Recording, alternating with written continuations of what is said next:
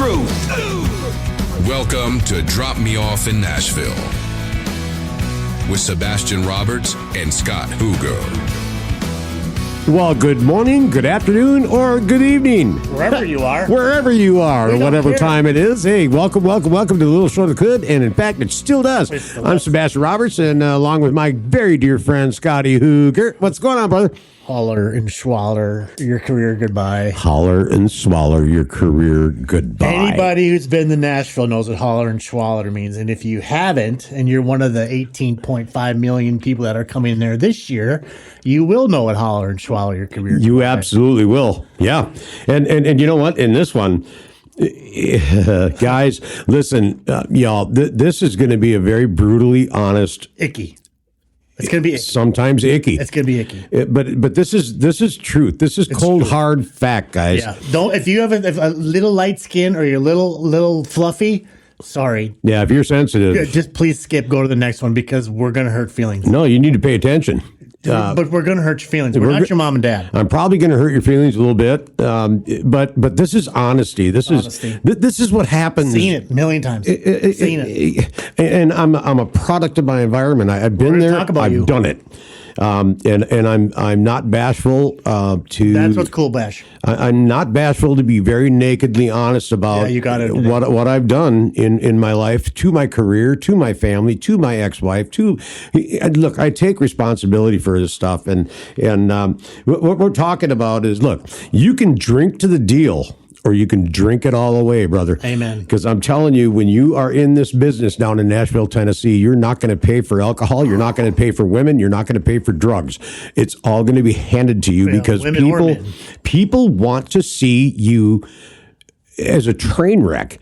They want to watch you fail. It's woo, party, right? Yeah, hammer down. Yeah, go for it. And easy to get into. It's brutally. Well, here's the thing. Even as a fan, though, the people who come to town, they never heard artists and music like this. So when they get here, Collier used to do this thing. I know we talk about Scott Collier a lot, you guys, but honestly, he's a good super friend. Good, and he's a good friend. But he would say, "Who's all the virgins? Who's never been to Nashville before? Raise your hand." And half of the bar usually raises their hand. And I always make a joke, no matter who I'm sitting there with. Or if it's just me and I'm getting some dinner, I'll say to the bartender or the waitress, I'll say, well, all those people will be sick tomorrow. Because every single time, it seems like the people who've never been to Nashville, they go the first time, they're drunker than hell that day. Oh, and the next day, they're like, oh my God, what happened last night? That's right. Because it's so crazy, good, and fun. Hey, everybody. Willie here. I just ran into Sebastian and Scott over at Tootsie's Orchid Lounge. So let's raise them up and have a drink. It's a Hallar and a Swallar. Beer. 1, 2, 3, Hallar! Now Swallar. Here we go. Podcasters, it's time to level up your sound. Don't let your show get lost in the noise. You need exciting intros, powerful outros, and smooth transitions that keep your listeners hooked. That's where podcast production music comes in. From polished production elements to custom sound design, Mark Maynor is your audio production professional, delivering broadcast quality results every time. Call Mark at 727-609-7366 or visit podcastproductionmusic.com. That's podcastproductionmusic.com, and bring your podcast to life. Sound Pro, stand out. Podcast production music. Well, and you won't, when you're in the business down there and you're going to be singing and you're going to be doing these shows, you're going to find out, partying over planning. Image over identity. You're going to learn. You're going to brutally learn some of this stuff. And how some artists, they toast themselves right out of the game, right out of a career. I've literally walked out many a times, and people I was considering working with, I went in there and watched what they were doing that night and went, "This is not right." Their image just lost exactly what they just did tonight. Right, and if you ever thought that the lifestyle was the dream. This show is going to be your reality check. Yeah. The thing about it is, I always like to show up when you don't know I'm showing up, because if you know I'm going to come, you just maybe may say to the band, tighten up, or you might try to not drink on stage. You're not yourself. You know what I mean? But when I would consider working with artists, I would just show up unannounced. If it doesn't matter what state, what city they're in, I would just go there and show up, because that's when they're raw. And when they don't know you're there, that's really who they are. And that's what's important. That's what I know is going to work and what doesn't. And that's when you learn that Hallar and Swallar, your career goodbye, is probably in this person's deck of cards. It's a very profound statement, because talking about my career, I was really overwhelmed, to be honest with you. I went from the basement and playing bars up in silly Minnesota to playing the CMAs and Tootsies and the stage and Legends and it was a lot to take in at one time, and it overwhelmed me. And think about it though, Bash. It's not just you. Look at the guys like Prince, Elvis, Michael Jackson. Not that we're comparing ourselves to them by any means, but they all got hooked on this stuff. It was either painkillers or some kind of thing to go to sleep, or some kind of thing to wake up. There was an episode that, not an episode, but there was when Prince died. It shocked me, because I was really sad, because I thought that guy was such a talent from Minnesota and he had a lot to offer. And for a guy like that to get hooked on those pills, it was really sad. But it's really easy to do in this business, and it's heartbreaking. It honestly, it really is. So it's easy to get caught up in it. There's a lot of stress associated with what we do.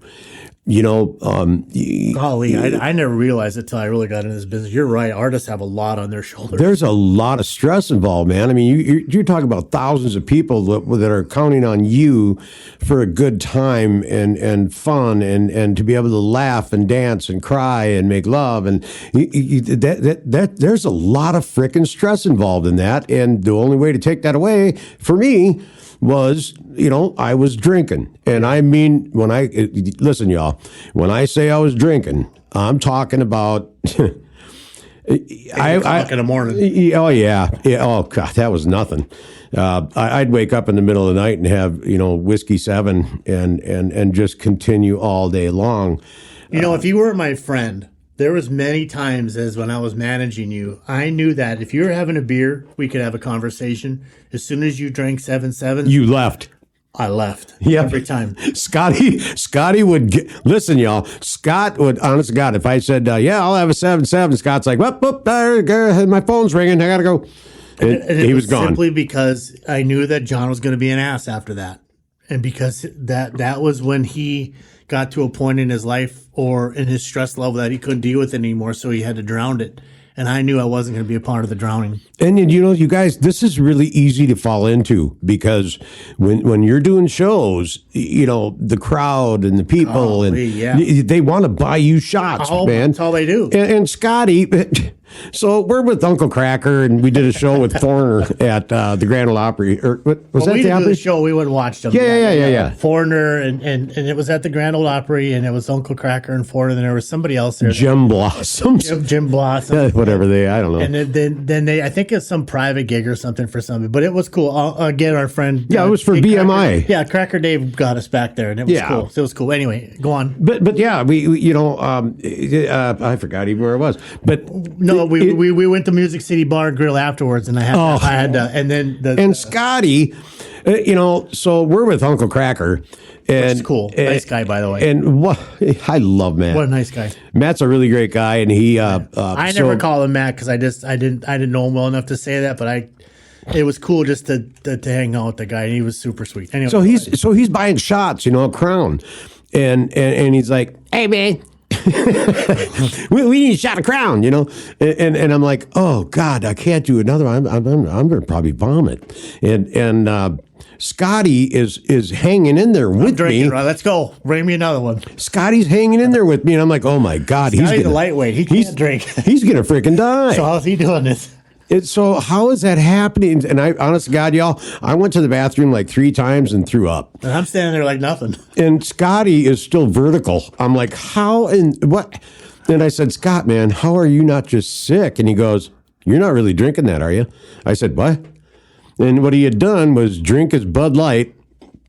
And every time a shot was being bought for the table, he would take the shot and then act like he was drinking a beer and just spit the shot in the beer. Like it was my chaser. And I'm like, oh my God, I never knew that was possible. Yeah, there's no way, because I'm not going to fight with you because you're going to buy it. So number one, I'm going to say yes. And number two, your Uncle Cracker, I'm not going to tell you no. And then, but I knew that I can drink one or two and I'm going to be drunk. So I would just pretend like I was washing it down like a chaser. But actually what I was doing is I was spitting the alcohol into the bottle and just hold the bottle. That's a great trick. And I was hammered, y'all. We got in the truck. We were with Peggy, Mel McDaniel's ex, and we went to McDonald's, and Cracker. No, Peggy wasn't with us. No, yeah, she was. She was driving the truck. Oh, she was? Yep. And we go to McDonald's over there in Music Valley Drive. That was Mel McDaniel's wife. Yeah. Gosh, she was so, rest in peace. I know, Peggy. we buried a lot of them. Peggy was so sweet. And we go to McDonald's, y'all. Cracker, we get to the window, or the drive up thing, and Cracker goes, I want one of everything. One of everything. I like it. What now? And the lady goes, excuse me, and he goes, no, I want one of everything. And Cracker honestly ordered one of every single thing on the menu. I never laughed so hard in my life. I peed my pants that day. And you know what? The next day he was cutting the Smile video. Blue Sky. Oh, I'll look it up. I'll figure it out. But it was down in Franklin. I can't remember what it was. Remember they couldn't even get it down there. So you were in the video with them in the hotel room. They just started shooting him in the hotel room. Yeah, we had to carry him to the room. And the next morning, it was like nothing ever happened. Nothing happened. He was right on. He was spot on. Professional. He was really, really good. I'm like, oh my God, I'm sicker than hell. How are you doing this? It was cool. Uncle Cracker was probably one of the coolest guys. I remember when we got out of the truck when we left the Opry, and we got at my favorite bar, Music City Bar and Grill, and we were getting out, and he made a joke about Nashville and the publishing companies or something. I don't remember what it is, so I won't quote him. But it just made me laugh, and how I hear that time and time again, how the artists who make it always have something negative to say about Nashville, and the people who don't make it think that they're the best thing since sliced bread. So it's kind of funny. Right. But so Hallar and Swallar your career goodbye. Think about it. Let me paint the image for you. All right, Bash, I have you a show at Tootsie's. You're going to be on the first floor. There's probably going to be, 300 people down there just because they can't fit 301. And you're going to be playing, and I need you to do 4 hours. 4 hours means 4 hours. It doesn't mean an hour, then take a break, and then an hour, take a break. Right. You work straight through. There's no breaks. You can give your band a break. Your band might sing a song or two, and you can go pee, but you're going to work 4 hours. So when you get up there, now you're in it, and you're living, and these people are going crazy.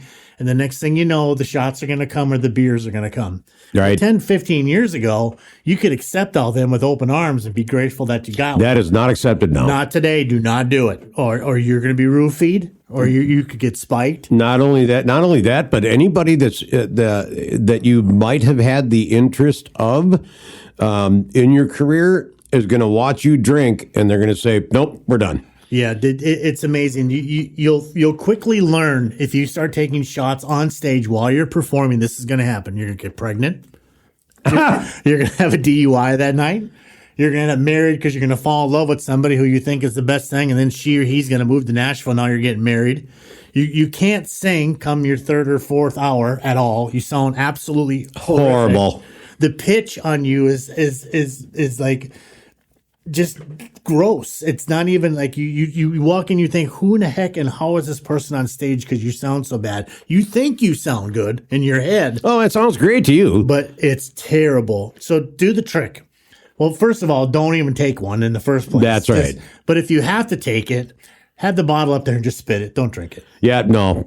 You really don't want any part of that because, like I said, if people are watching, trust me. Yeah. Tommy would never take anything that came from me. So you would never. It had to be from me. You don't know who's watching you when you're out there. It's like you, Bash, or whenever you played. If I didn't bring it to you, you wouldn't drink it. No way. It had to come from me.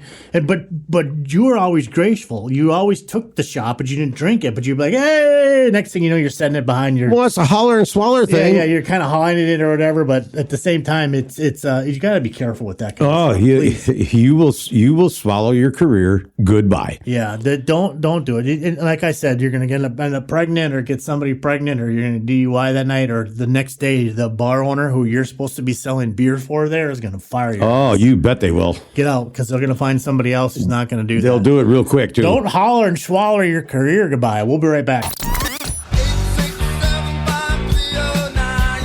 Hey, this is Tommy Two-Tone, and you're listening to Drop Me Off in Nashville.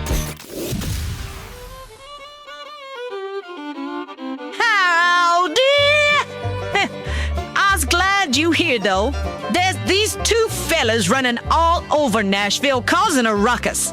I think their names are Sabastian and Scott. They kind of cute, though.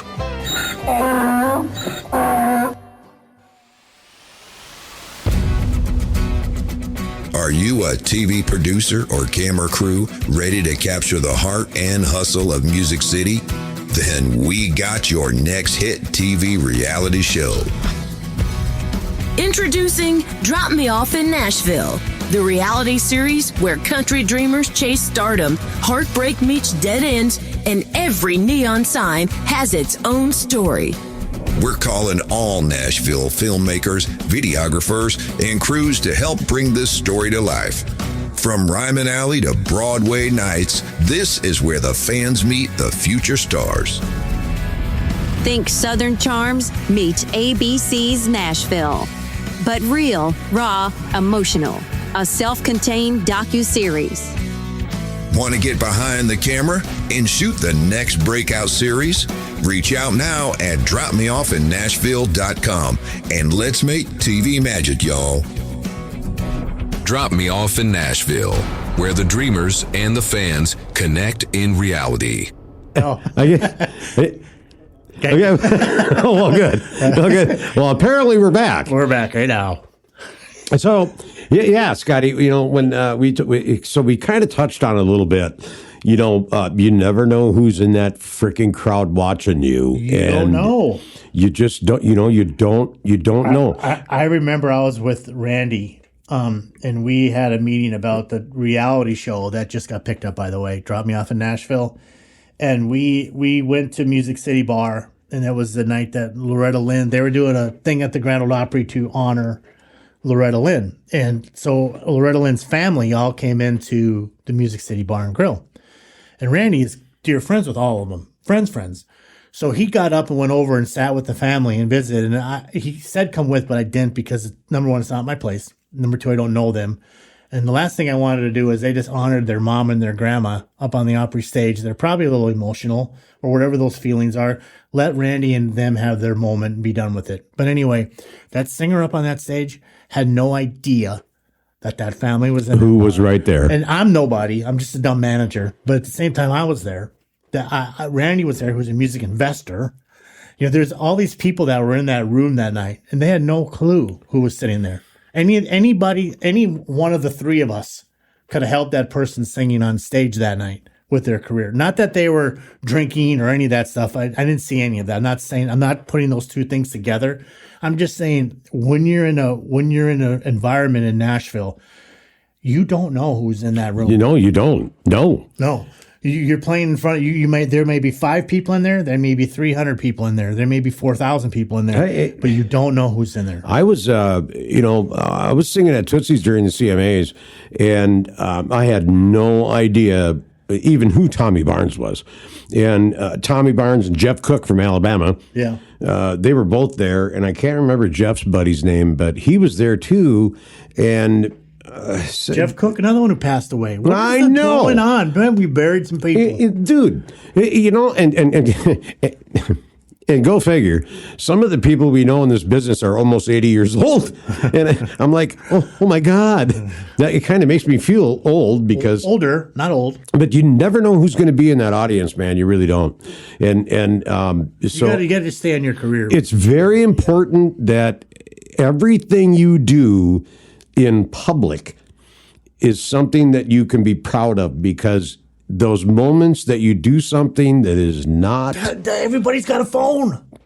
Everybody's got a frickin' telephone. You could be on TikTok. You could be on Instagram. You could be on Facebook. You could be on a video that you didn't even know you were on. And you can wreck your career in 4 seconds. Yeah, it's one of my biggest rules. I always say to anybody I manage, if you're going to put a video up, make sure that you love that video. Make sure that you're okay with that video 10 years from now, 20 years from now. So when you put stuff up, it's not important just to put content up. Like the labels want content. Oh, I know it, yeah. But I see some of this nonsense. Yeah, put good content up that you could be proud of, that doesn't go viral when you do become famous and you do make it. Now some a-hole's putting that video up on you when you took that shot over at Kid Rock's bar and you're drunk and you're acting like and it can wreck you quick. It can wreck you quick. Look at him stumble. Next thing you know, it's on TMZ or Entertainment Tonight or anywhere else you want. Right. Because that's what they love. Remember, drama is TV. That's all it is. And those guys, man, TMZ, Access Hollywood, those guys, man, I mean, they'd love to pop up. Oh, my God, look what we found. They pop up out of the bushes, Yeah. man. Oh, yeah. Look what we found. I mean, John had a drink on stage. And what was her name? We just love her to death. Barry Gordy's little girl. Leah Sweet. Leah Sweet, just a darling of a lady. Talk about a woman who can sing. Tina Turner. If you take Tina Turner and Aretha Franklin and mush those two voices together, that's she's Leah good. Sweet. Oh, my Lea Sweet. Yeah. She's out of San Francisco. She does a tribute show right now to Tina Turner. She's an angel. She's a friend, and she is so good, man. She dropped me off at the airport at LAX, and TMZ or Access Hollywood, TMZ, they jumped out of the bushes like larva. Seriously. And I'm like, well, what the hell? What does that even mean? And they said, hey, Sebastian, listen, we understand you're the new singer of Megadeth. I said, what? What are you people talking about? Well, because Nick Menza, I met him in Hollywood. Yeah. And so we were in the studio one night together. Hey, let's talk about that. Hang on, let me interrupt, but I got to interrupt about something. Remember when was it the Whiskey A Go-Go and you're with Tina Turner's people? Oh, yeah. Remember? Ike and Tina, yeah. Yeah, but you went in there butt ass sober, but they bought you a drink, but it was a visiting. I mean, did you feel comfortable that you're in a good environment to take that drink at that time? Because you didn't get drunk or nothing. I mean, you're just visiting with friends at that point. Oh, yeah. No, this was... I mean, that's a different thing. This was Krieger, Alan Krieger.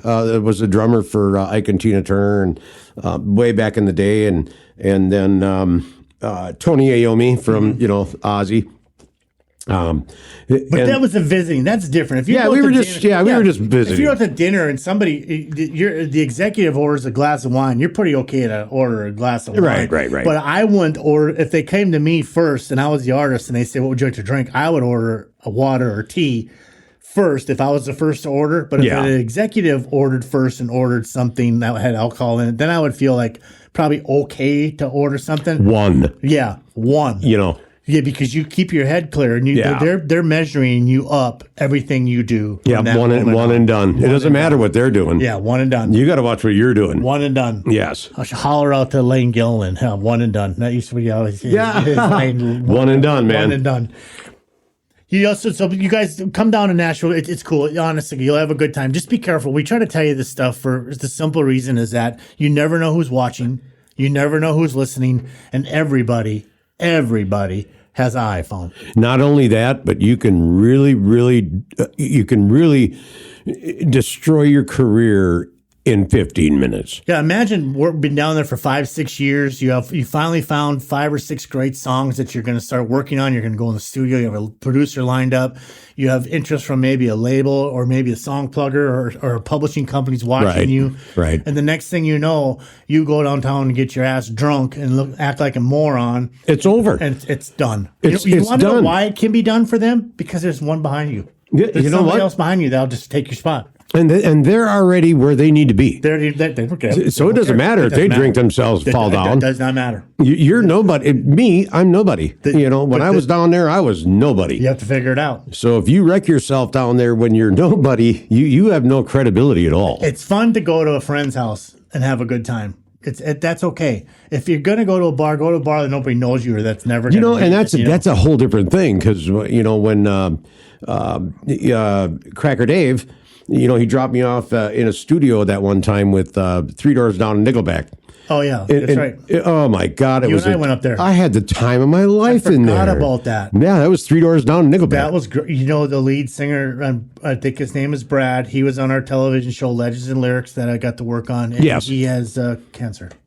Oh, no. Yeah. So pray for him. Man. If you do pray for him. He's a hell of a singer. He was on the episode with Jimmy Jameson and Richard Marks, and it was Brad.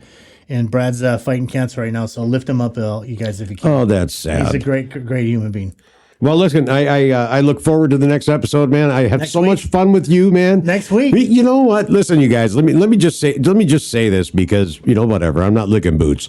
But Scott and I have such a flippin' blast doing this stuff. It's so fun. It's such an honor and such a gift just to be able to sit here and shoot. Because you know what? We shoot the shit like this on the phone every day. Every day. So when people say, well, how long did you work on the show? Well, last 20 years. Last 20 years. Yeah, basically, right? Yeah, we just get on and do it. You know what? But the cool thing, like we always said that day when we decided to do it at the house, we said, let's see if we can help a different way. And this is a cool way. Just like the television show, Drop Me Off in Nashville.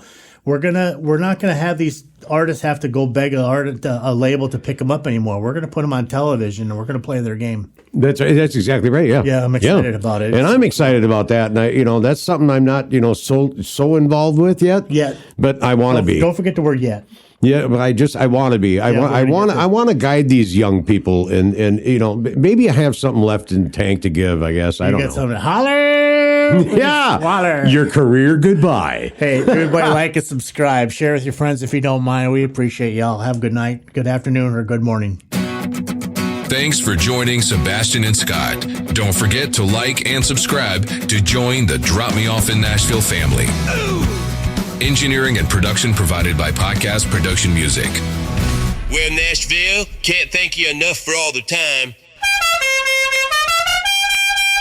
Y'all come back now. Here?